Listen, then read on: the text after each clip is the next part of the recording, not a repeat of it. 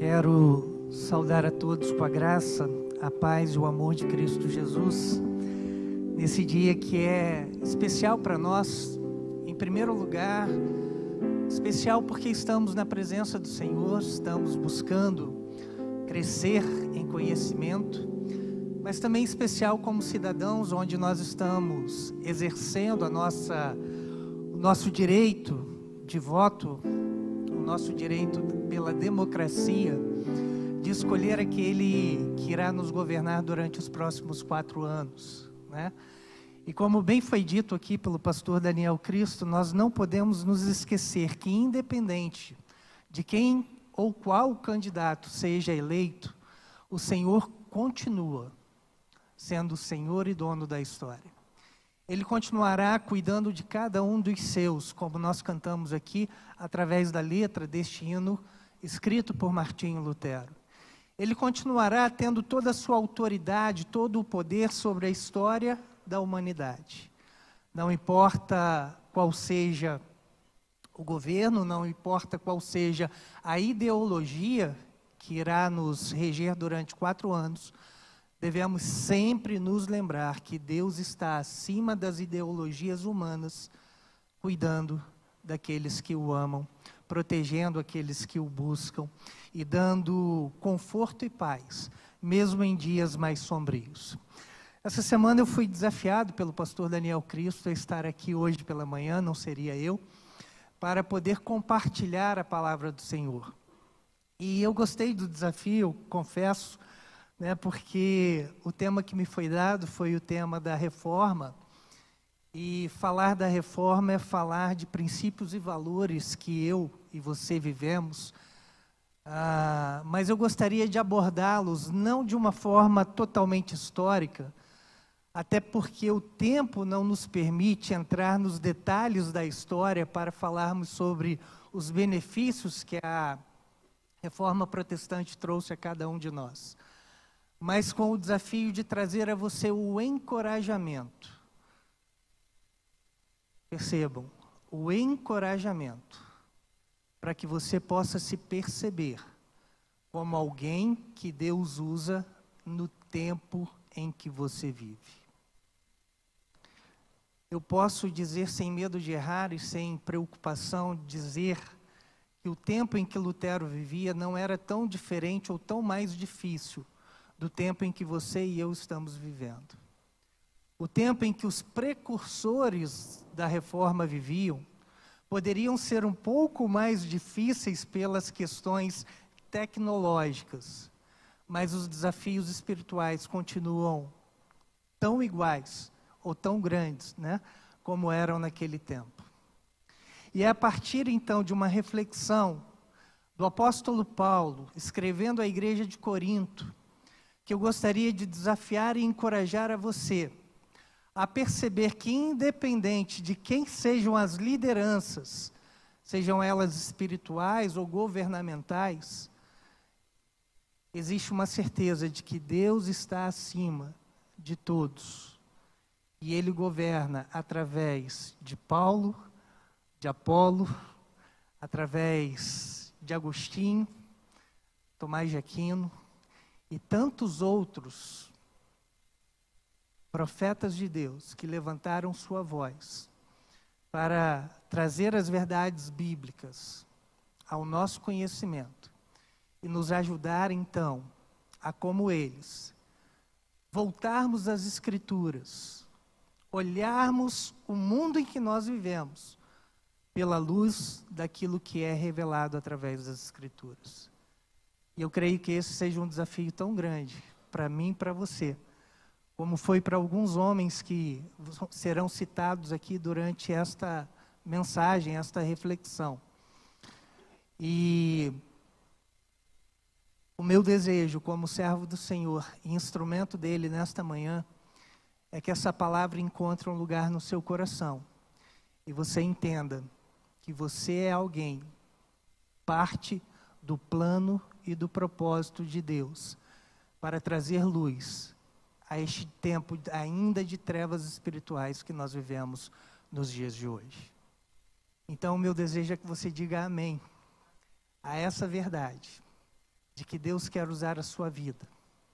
E o tema, então, que eu proponho para esta reflexão é reformados, mas também reformadores.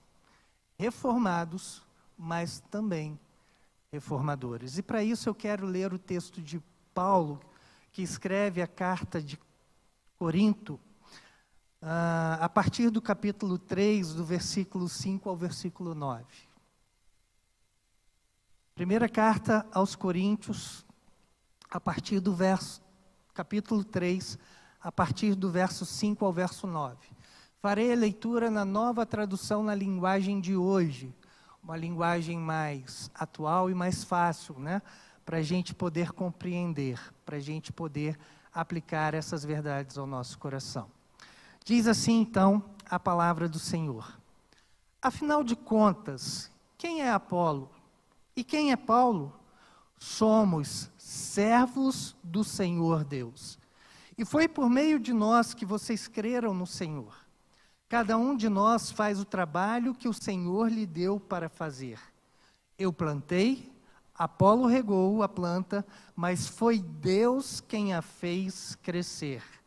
De modo que não importa nem o que planta, nem o que rega, mas sim Deus que dá o crescimento. Pois não existe diferença entre a pessoa que planta e a pessoa que rega. Deus dará recompensa de acordo com o trabalho que cada um tiver feito.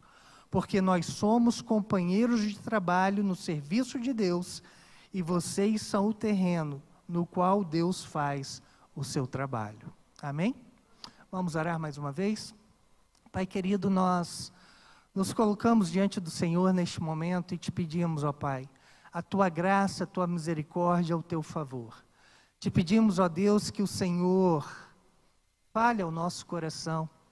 E a Tua palavra, ó Deus, a Tua reflexão, a Tua mensagem que será trazida nesta manhã, seja, ó Deus, um encorajamento, um desafio, para que eu e todos aqueles que ouvem a Tua mensagem neste momento, seja presencialmente, seja nas suas casas, através da transmissão online, e todos aqueles que vierem a ouvir essa mensagem, acessando o conteúdo online que ficará disponibilizado, sejamos, ó Deus, encorajados a perceber que somos usados pelo Senhor, naquilo que o Senhor propôs, naquilo que o Senhor designou para nós, para a pregação do Teu Evangelho, para a glorificação do Teu nome e do Teu Filho Jesus.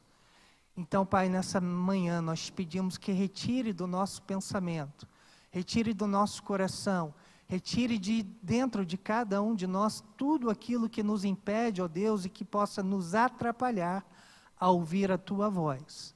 E sejamos, ó Deus, saiamos daqui encorajados e fortalecidos para cumprir o Teu bom propósito, para cumprir a Tua boa vontade em nossa vida e na sociedade a qual nós estamos inseridos. Usa, ó Deus, esse momento para a glória do Teu nome, para a edificação da Tua igreja e para o crescimento de cada um de nós. Assim nós oramos, Pai, e entregamos em Tuas mãos esta oração, sabendo que o Senhor a atenderá conforme a Tua graça e a Tua misericórdia. Assim nós oramos e agradecemos no nome de Jesus. Amém. Reformados, mas também reformadores. A minha proposta aqui, como já disse, tem o objetivo de encorajar você a entender que se hoje nós estamos aqui como pessoas que praticam culto a Deus de maneira espontânea e livre, isso é reflexo, isso é consequência da vida de homens que também, à luz da palavra de Deus, ousaram desafiar conceitos e valores estabelecidos no seu tempo e entregaram suas vidas para que nós pudéssemos ter acesso a essa verdade, a essas verdades da palavra de Deus. O texto que eu li, geralmente ele não é direcionado como um texto que fala sobre a reforma protestante. Mas como eu disse aqui, a minha intenção é de trazer um encorajamento para que você e eu percebamos que Deus está presente mesmo nos momentos mais difíceis da nossa história. E assim, então, eu começo pensando a respeito daquilo que Paulo está escrevendo, a carta à igreja de Corinto. A igreja de Corinto, você sabe, você já conhece, você já ouviu muitas vezes dizer que era uma igreja muito difícil, era uma igreja onde haviam divisões, havia partidarismo, era uma igreja onde havia ensinamentos errados e aonde algumas pessoas estavam tentando usurpar da palavra de Deus para colocarem a sua vontade, para colocarem aquilo que eles achavam correto, aquilo que eles desejavam, para que a igreja pudesse seguir. E dentre essas coisas estão algumas heresias, as quais Paulo combate de maneira muito veemente na sua carta. E também há algumas intenções da manipulação da fé para o objetivo de proveito próprio. Paulo vai dizer aqui, naquele momento em que eles estão divididos, onde alguns estão dizendo, não, as verdades ensinadas por Paulo é que são as corretas. Outros estão dizendo que aquilo que Apolo ensinou é mais correto do que o que Paulo ensinou. E outros vão dizer, nem Paulo nem Apolo, eu sou de Cristo. E Paulo está dizendo aqui o seguinte, nem Paulo nem Apolo. Porque Paulo e Apolo têm o mesmo valor diante de Deus e foram usados por Deus para fazerem o propósito de Deus conforme a vontade de Deus. Existe um Deus que pega o trabalho de Paulo, que foi plantar a semente, e depois abençoa o trabalho de Apolo, que foi regar essa semente. Mas o que Paulo e Apolo não podem fazer, Deus faz. Que é gerar o crescimento, que é usar o trabalho de Paulo, o trabalho de Apolo, para expandir o reino de Deus, alcançar o coração humano e fazer com que esses homens, que antes viviam nas trevas espirituais, possam receber a luz da palavra de Deus, abrir o seu coração e buscarem, através das Escrituras e dos ensinos, que são dados através da Escritura, buscarem pautar a sua vida de acordo com os princípios e os valores da palavra de Deus. Eu quero fazer aqui uma afirmação que eu tomo como muito minha,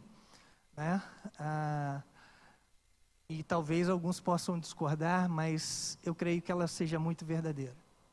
Muitas vezes nós estamos dizendo que o diabo tem criado coisas para enganar os homens. E eu digo que o diabo não cria nada, mas o diabo pega as verdades estabelecidas, distorce as verdades, convencem homens para que, distorcendo a verdade, eles possam afastar o homem do verdadeiro propósito da palavra de Deus. Conseguiram entender o que eu quis dizer? É assim que eu vejo que o diabo tem usado muitas vezes a vida de homens para, desvirtuando a palavra, afastarem e ofuscarem o brilho da palavra de Deus. E quando nós pensamos então nesse período em que é descrito na nossa história como o período da era medieval, aonde a igreja já está estabelecida de maneira como nós conhecemos e estudamos, sobre o domínio de um papa, sobre o domínio de um homem, aonde a igreja arroga para si, e o papa arroga para si, a autoridade sobre os desígnios e os propósitos de Deus, aonde ele arroga para si a autoridade, uma autoridade dizendo que ele é infalível, e ele convence os seus clérigos, ele convence todos aqueles que servem à igreja que esta seria uma verdade, e mediante a esta verdade, aonde ele é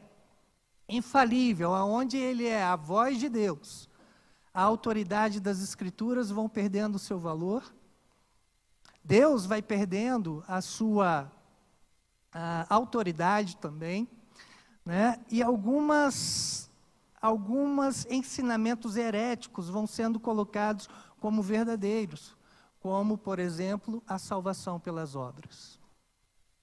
Ou como, por exemplo, que para você ser salvo, você poderia comprar a sua salvação. Aonde vamos ver aqui que alguns homens se levantaram contra esses ensinamentos. Homens que não eram diferentes de você e de mim. Talvez eles se difiram de nós, né? Sejam diferentes de nós, não por uma questão física ou o momento que eles viviam, mas porque eles aplicaram as suas vidas a conhecer a palavra de Deus e permitiram que a luz da palavra de Deus permeasse os seus corações, transformando suas convicções e fazendo com que então a sua voz se levantasse num período sombrio, num período difícil, né? As suas vozes se levantassem como pontos de luz para que a igreja pudesse retornar aos princípios e valores desejados por Deus, revelados única e exclusivamente pela vontade de Deus e não mais pela vontade de homens.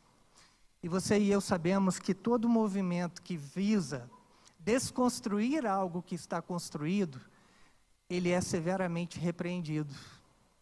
Ele é severamente rejeitado. E assim alguns homens de valor foram rejeitados, deram a sua vida, mas não deixaram de pregar aquilo que eles viram, creram e aprenderam através do estudo e aplicação da palavra de Deus no seu coração. Nós chegamos então a um momento onde alguns homens, né, usados por Deus, começaram a levantar a sua voz para proclamar que aquilo que estava sendo dito, aquilo que estava sendo falado, não deveria ser entendido dessa forma quando confrontado à luz da palavra de Deus. E eu queria falar de 3 homens aqui, em especial John Wycliffe, eu acho que é assim que se pronuncia, né? John Wycliffe, que viveu entre 1328 e 1384, antes de Lutero. Ele é posterior a Lutero. Mas ele é um daqueles que os historiadores colocam como precursores, ou um pré-reformador. Por quê? Porque é através da pregação de John Wycliffe que começa a surgir luz sobre a questão do senhorio papal. Wycliffe, olhando as Escrituras e olhando as práticas da igreja naquele momento, consegue perceber e ver que não é bem assim. O Papa é um ser humano como outro qualquer. Ele tem as suas falhas, ele tem os seus erros, ele tem as suas limitações. E a única fonte de autoridade espiritual sobre a vida dos homens é a revelação dada por Deus através da sua palavra. Ele começa a pregar isso cerca de 150 anos antes de Lutero, né? Ele dá uma ênfase especial à autoridade da Escritura, diminuindo assim a questão da tradição, a importância da tradição da igreja naquele momento. E ele começa aqui também a dizer e a fazer uma afirmação na qual ele, mesmo depois de morto, ainda pagou caro. Vocês vão entender o que eu vou dizer, né? Quando ele afirma sobre a questão da ceia do Senhor, e ele faz uma afirmação que é a seguinte, né? Ele diz que, embora ele afirmou que o corpo e o sangue de Cristo estão verdadeiramente presentes de maneira sacramental e misteriosa na ceia do Senhor, mas o pão e o vinho estão igualmente presentes. Até então a igreja dizia que ao momento em que o sacerdote consagrava o pão e o vinho, eles literalmente se tornavam carne e sangue de Cristo. deixavam de ser pão, deixavam de ser vinho e passavam a ser carne e sangue de Cristo. Conseguem entender? E John Wycliffe vai dizer que não é bem assim, né? Há uma transformação. Deus está presente de maneira misteriosa, mas o pão e o vinho continuam ali presentes. Ele morreu em 1384. Em 1415, cerca de 30 anos depois, houve um concílio, agora me fugiu, na cidade de Constança. Um concílio onde os ensinos de John Wycliffe foram analisados.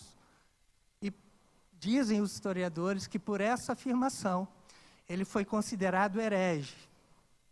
E a igreja, que era uma igreja muito misericordiosa e muito bondosa naquele tempo, o que ela faz? Ela vai lá, desenterra os ossos de John Wycliffe, queima em praça pública, para que ele pudesse sofrer o castigo que era dado a todos os hereges naquele tempo. Que coisa interessante, né?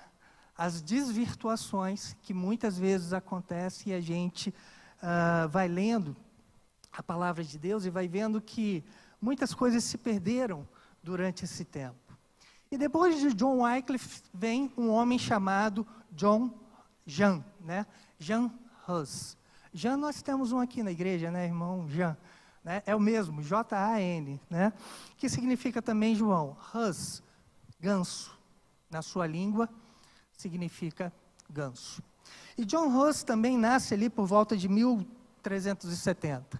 A história conta que John Hus não teve uma experiência de conversão para ir ao monastério. Na verdade, ele olha a vida dos clérigos e vê que eles têm uma vida confortável, uma vida tranquila, e ele decide ir pelo desejo de, em primeiro lugar, ter uma vida tranquila e confortável. Mas também nos dizem os historiadores que ao ter contato com os escritos de John Wycliffe, ele começa a ver luz naquilo que ele estava estudando e aprendendo. E ele começa a ser influenciado por John Wycliffe. E ali, então, ele consegue, pela influência de John Wycliffe e pela ação do Espírito Santo e pela autoridade das Escrituras, ele tem um encontro verdadeiro com Cristo.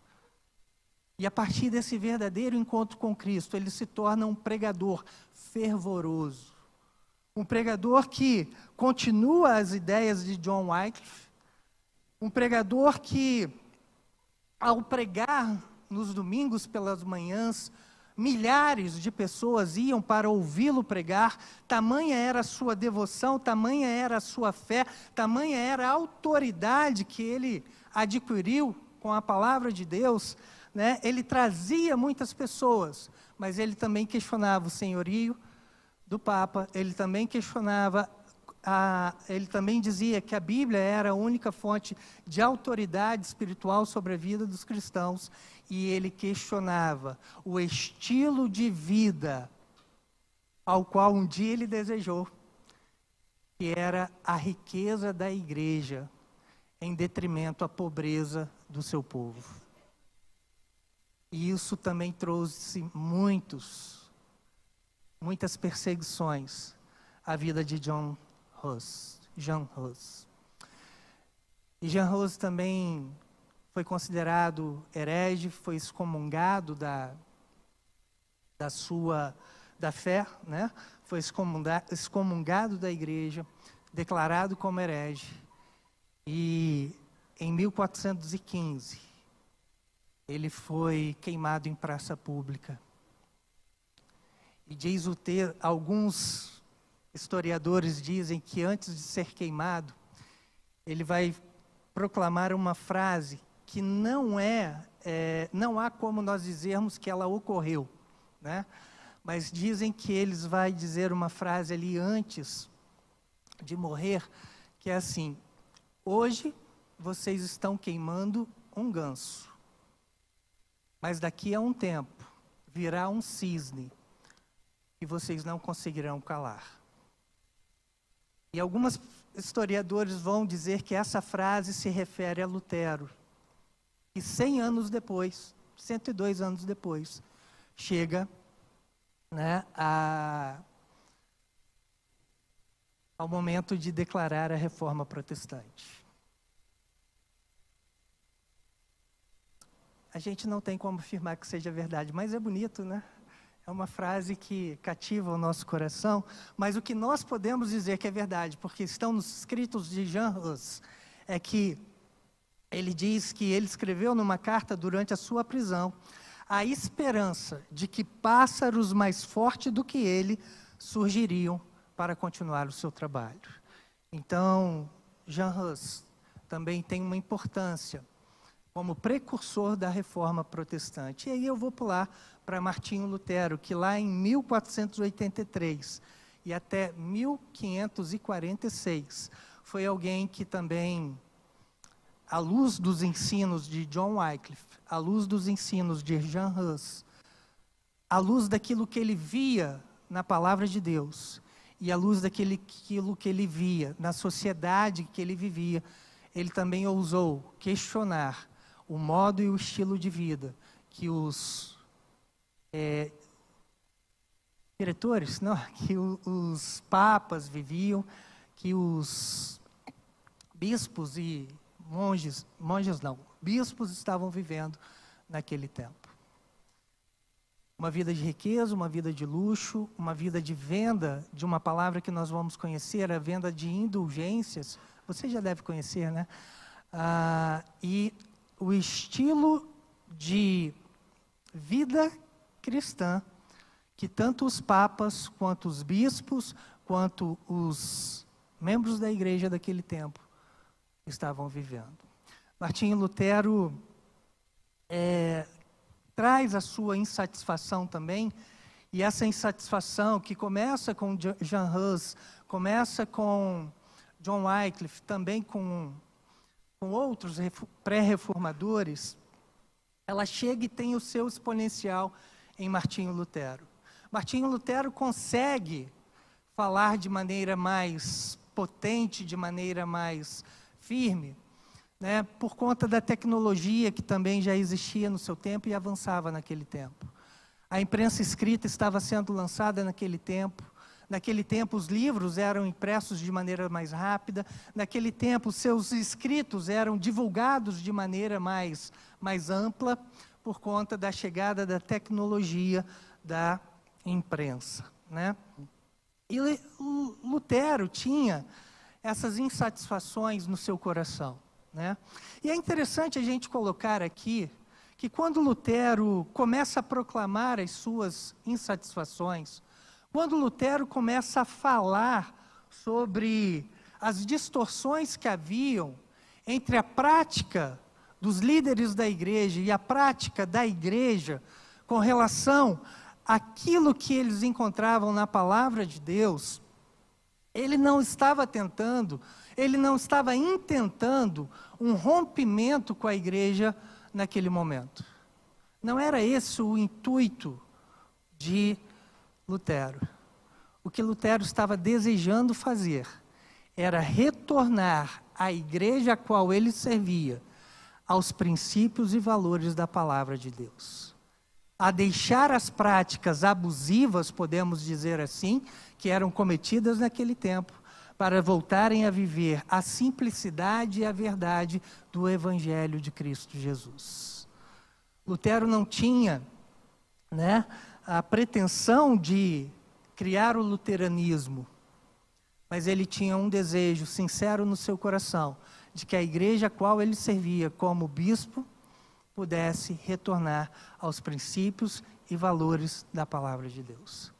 Mas ele sofreu muitas também retaliações, rejeições, e quando ele então publica as 95 teses, e ele prega ali, né, um fato que também alguns dizem que aconteceu, outros dizem que não, mas nós queremos crer que aconteceu, vamos pensar assim, eu creio, né? Ele prega as 95 teses ali na porta da capela de Wittenberg. Ele não está ali questionando a autoridade da igreja. ele não está ali provocando uma comoção popular. Ele está ali convidando os bispos e os líderes da igreja do seu tempo, para que eles pudessem sentar e, através de uma conversa, de um concílio, eles pudessem chegar aos denominadores comuns. Porque, naquele tempo, havia uma ação da igreja sobre duas questões que é muito importante você e eu sabermos e entendermos sobre aquilo que podemos chamar de distorções. Naquele tempo havia um medo muito grande da morte, porque na verdade foram colocadas, alguns ensinamentos que depois da morte, o homem poderia ir direto para o céu, o homem poderia ir para o inferno, mas haveria um estágio intermediário. Que aquela pessoa que vivia uma vida mais ou menos, mais ou menos não é tão ruim nem tão boa, que pudesse ir ou direto para o inferno ou direto para o céu, essa pessoa iria para um local chamado purgatório. E ali ela teria que pagar as suas penitências, pagar as suas penas pelos pecados cometidos, aqui na terra. E no purgatório ela teria também a possibilidade e a condição de ou ir para o céu ou ir para o inferno. E você não tem como controlar isso, mas a igreja vai dizer a você o seguinte: olha, você tem. Se você comprar as indulgências, o lugar no céu que nós estamos te vendendo, você terá lugar direto no céu. E outro caso interessante, sobre aqueles que morreram da sua família, você pode tirá-los do purgatório. É só você dar uma oferta. E eles diziam que quando você dava uma oferta, pela alma de alguém que estava no purgatório, no estado intermediário, aguardando a definição se ia para o céu ou para o inferno, naquele ato, quando você colocava as moedas, ao cair das moedas e ao tilintar daquelas moedas, automaticamente, quando aquela moeda caía na caixa, a alma destinada àquela oferta saía do purgatório e ia para o céu. Lutero não aceitava isso, não há como encontrar isso na palavra de Deus. Há uma outra palavra também, que não são somente as indulgências, mas são também as simonias. As simonias são a venda de favores e bênçãos espirituais, de objetos e espaços nos céus, como sendo sagrados. A palavra simonia deriva da ação daquele homem chamado Simão, que no texto de Atos, capítulo 8, tenta comprar de Paulo o poder que ele tinha. De Pedro. Tenta comprar de Pedro o poder que ele tinha de curar. Conhecem esse texto, lembram? Que ele tenta comprar. E aí, então, quando a igreja se também arroga desse poder de vender lugar no céu, é denominado como uma simonia. O desejo de comprar ou de vender os espaços, as bênçãos espirituais, objetos e espaços nos céus. E uma coisa interessante é que o que era vendido? Lascas da cruz de Cristo, que já estavam espalhadas em todo o império, fios de cabelo, que eles também denominavam e diziam ser de Cristo. E dizem os historiadores que chegou a ser catalogado 80 crânios de João Batista, vendidos como algo que poderia dar a você um espaço no céu. É contra esses contextos, é contra essas inverdades, é contra essas distorções da palavra de Deus que Lutero se levanta. E Lutero, então, prega as suas teses ali na igreja, mas ele também é excomungado da igreja, ele também é colocado de lado, mas diferentemente de Hus e de Wycliffe, Lutero tem um descanso mais tranquilo, ele não foi queimado, seus ossos não foram queimados, ele morre de causas naturais em 1546, e a sua palavra continua reverberando até os dias de hoje. E o que eu quero então fazer e provocar aqui, encorajar aqui a você e a mim, através da exemplificação da vida desses 3 homens, que eram homens como você e eu. Que eram homens que tinham as suas limitações, tinham as suas dificuldades, tinham os seus problemas, mas que fizeram diferença na sua história. E que marcaram a história da igreja, a minha e a sua vida, através de uma declaração de fé, baseada única e exclusivamente na palavra de Deus. Que ousaram desafiar pessoas que iam contra a palavra de Deus, mesmo sabendo que elas tinham poder humano e autoridade humana para tirarem as suas vidas. Homens que ousaram desafiar os descontextos da palavra de Deus no seu tempo e que devem servir para nós como exemplos, para que nós possamos ainda continuar a pregar essa palavra e a continuar essa reforma iniciada lá atrás, ainda nos dias de hoje. Amanhã serão 505 dias do aniversário, 505 anos anunciados da reforma protestante. E essa reforma ainda não acabou. Porque se nós olharmos hoje, as igrejas de hoje continuam distorcendo a palavra de Deus para manipular massas. Continuam distorcendo a palavra de Deus para benefício próprio. Continuam homens e mulheres a distorcerem a palavra de Deus para terem uma vida nababesca, enquanto seus fiéis possuem uma vida de miséria. A palavra de Deus não nos mostra isso, ela não nos autoriza isso. E nós, como cristãos históricos, protestantes históricos, podemos e devemos sim levantar a nossa voz contra esses desacordos que estamos vendo nos dias de hoje, para que nós possamos, assim como Paulo, assim como Apolo, assim como Agostinho, assim como Tomás de Aquino, assim como John Wycliffe, assim como Jan Hus, assim como Martinho Lutero, assim como os grandes avivalistas que existiram, né, no passado, Dwight Moody, John Wesley,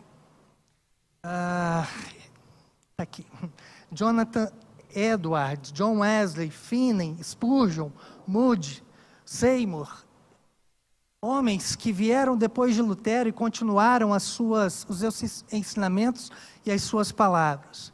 Homens como o nosso contemporâneo Billy Graham, que continuam a pregar a essência da palavra de Deus, a verdade do Evangelho de Cristo, independente da sociedade em que estão inseridos.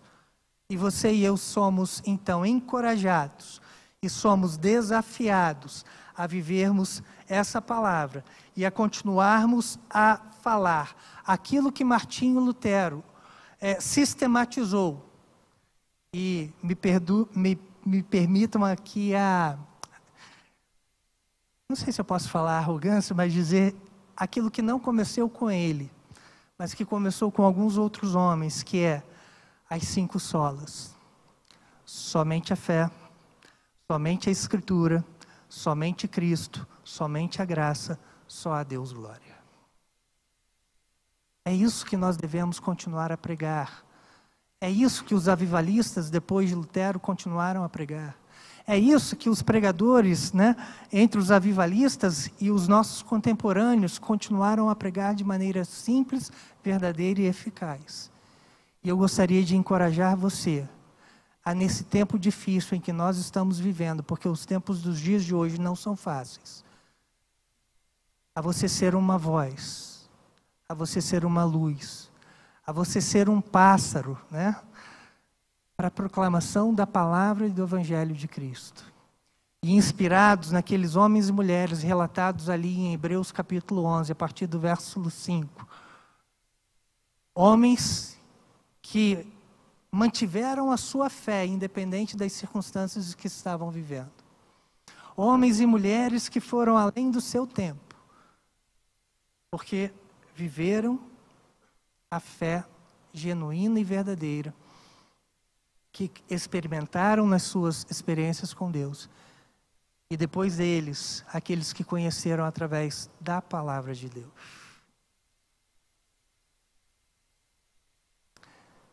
Voltando a 1 Coríntios, capítulo 3, eu quero dizer a vocês que quando Paulo diz quem é Paulo e quem é Apolo, ele não está dizendo que eles não são importantes.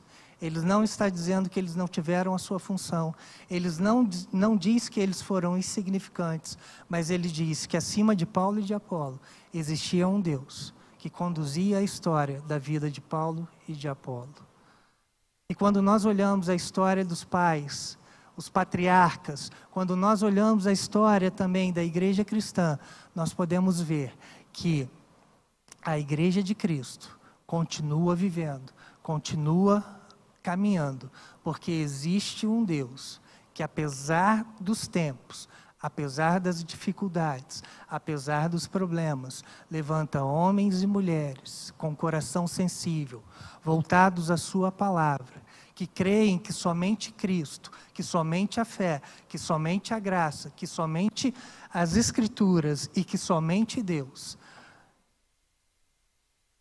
é suficiente para nos dar as condições que nós precisamos de lutar contra aquilo que está estabelecido e vivermos os princípios e os valores da palavra de Deus no tempo em que nós estamos vivendo. Quem sabe daqui a alguns anos, você e eu, que quem sabe não possamos ser lembrados como pessoas que viveram num mundo e num tempo onde, apesar das facilidades da internet, os valores sociais estavam sendo distorcidos. Os valores espirituais estavam sendo também distorcidos. E você e eu, à luz da palavra de Deus, levantamos a nossa voz para dizer: não é assim. Não pode ser assim. Nós cantamos aqui nessa manhã no primeiro cântico, que diz que Deus, somente Deus, domina o trono do universo. E assim como Paulo faz com os crentes de Corinto, eu quero encorajar você aqui nessa manhã a tirar o seu foco daquilo que você está vendo e colocar o seu foco na soberania e no poder de Deus. A entender que apesar das distorções feitas num tempo passado, aonde a igreja pode ter agido de maneira incorreta, Deus continuava Senhor da história. E ao não concordar com isso, Ele levanta homens para proclamarem com sua voz que não deveria ser daquela forma, que pagaram com suas vidas para que você e eu pudéssemos estar aqui hoje, vivendo um dos benefícios, né? São vários os benefícios da reforma protestante, mas um dos benefícios é a liberdade que nós temos de acesso à palavra de Deus.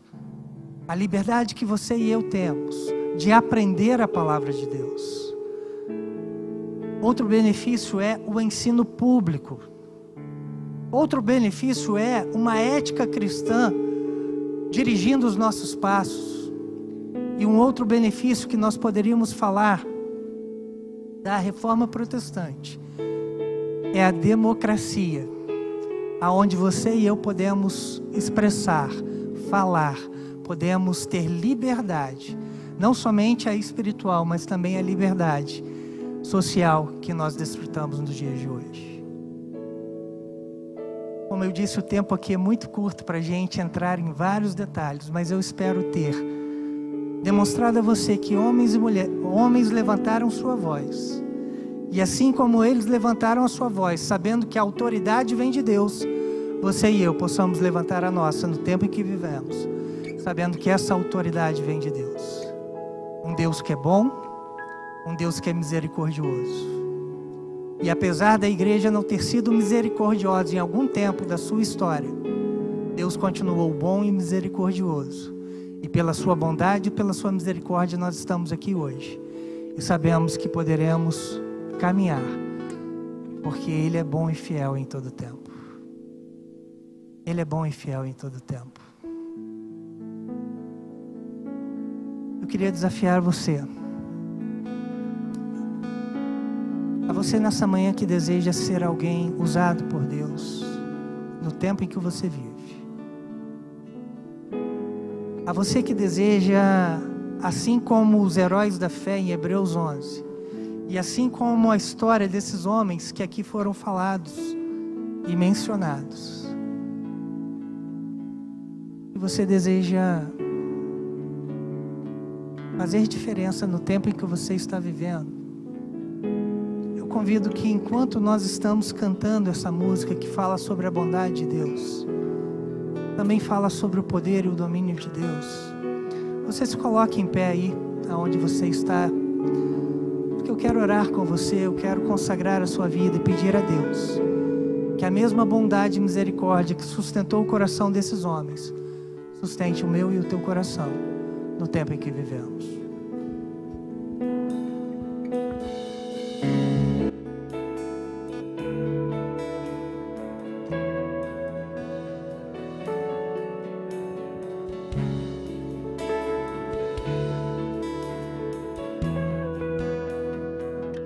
Te amo, Deus, tua graça nunca falha. Todos os dias eu estou em tuas mãos. Desde quando me levanto até eu me deitar, eu cantarei da bondade de Deus.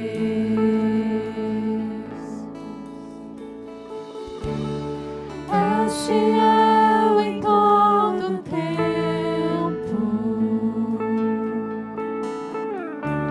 em todo tempo tu és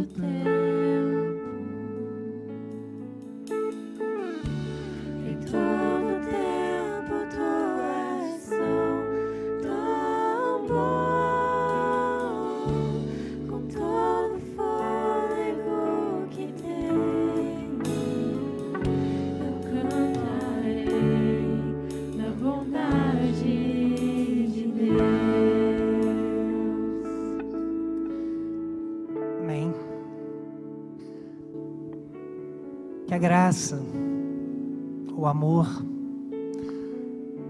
de Cristo Jesus esteja sempre presente em nossos corações, de modo que nós possamos entender que sem a presença de Deus, nós não somos nada.